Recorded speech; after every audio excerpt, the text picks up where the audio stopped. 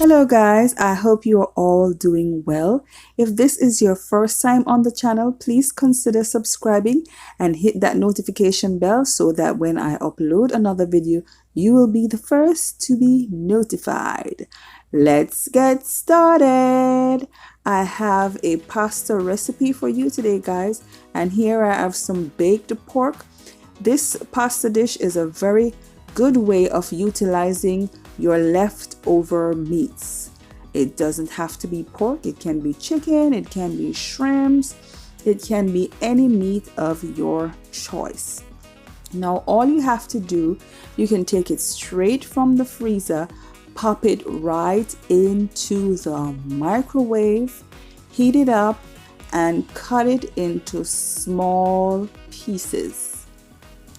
Get a frying pan or a saucepan and add about a tablespoon of butter. Stir that around, add some chopped onions and scallion. It doesn't have to be a lot. And saute that for about a minute or two. And then you're going to add some garlic, about a teaspoon of garlic. Saute that for a little. Add about a half cup of cream, milk, or whatever you have that's on the creamy side, and then add your chopped up leftover meat and let it cook up for about a minute or two. Cover it and set it aside. Now you are about to get that pasta going. You're gonna bring about 2.5 quarts of water to boil. Add a teaspoon of salt to that and let it come to a roaring boil before adding your pasta.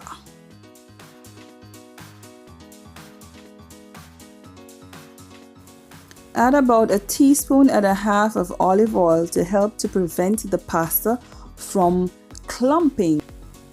The pasta of choice today is the thin spaghetti, Barilla thin spaghetti pasta, and I'm telling you, I love this kind of pasta, so I chose that. I'm going to bring to boil about 1 pack of the pasta.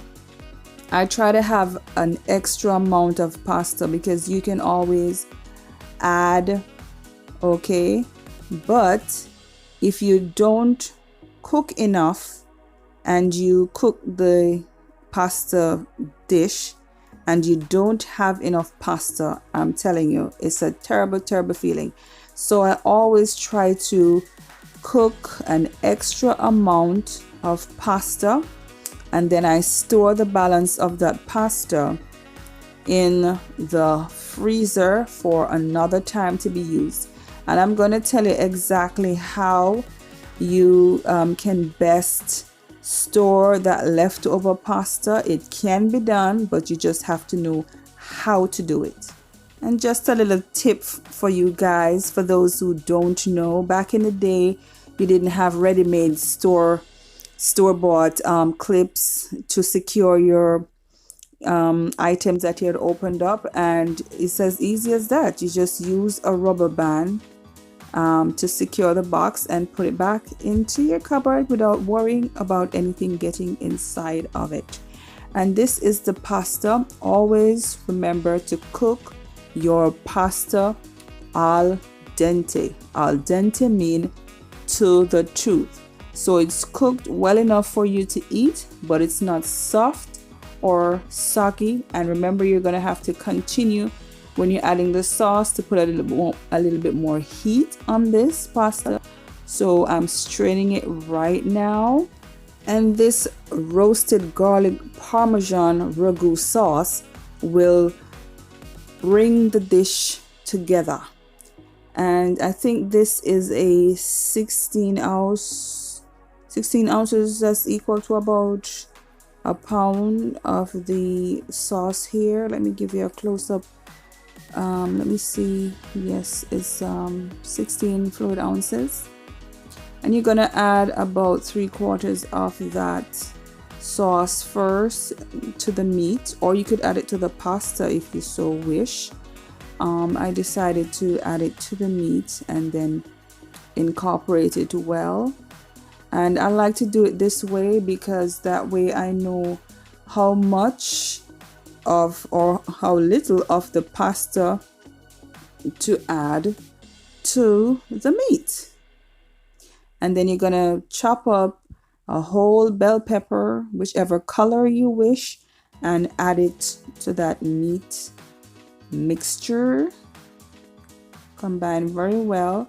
And right now it's gonna be low heat or no heat at all because the heat is still in the pasta, and you can turn it on to low heat if you so desire to keep it that much warmer, because some people like their food very, very warm, and some people just like it like room temperature or just slightly warm or hot. And this is the pasta here. I'm telling you, see, it's starting to clump a little. So this is how I am able to store the pasta, guys. I add a little more olive oil and it gets to get it unglued, you know. So you just put a little bit more olive oil in it and mix it in, and it's gonna let it come loose, right? And just before you add it to your Ziploc bag or any container of choice, you're gonna add a little bit more of that olive oil if you wish, and you can store it in your fridge or your freezer, and it will be as good as new. I've done it. I've used that pasta. I ate the last of it this evening for dinner with some lovely sausage and ketchup sauce. So I know what I am talking about, guys. I'm just not talking off, you know, going off into a tangent and telling you things that aren't true. I've done it many times, so I know that it works. And if you want some more sauce, the one that you put aside, just go ahead and add it. And sometimes you just have to use a spoon to get some of that extra that's sticking to the sides. And voila, guys, a lovely simple dish that takes no more than about 20 to 30 minutes.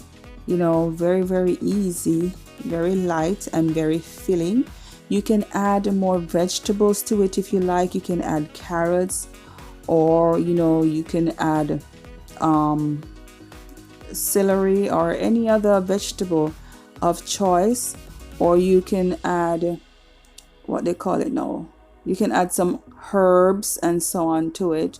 Blend up, you know, some cauliflower or any other vegetable that you have and add it to it. So thank you so much for watching, guys. I hope you found this interesting, and I'm gonna top it off with some cheese. So guys, thank you so much for watching. If this is your first time and you have watched till this part of the video, I'm gonna implore you again, please subscribe and hit that notification bell so that every time I upload, you are the first to get notified of my new videos. Thank you for watching.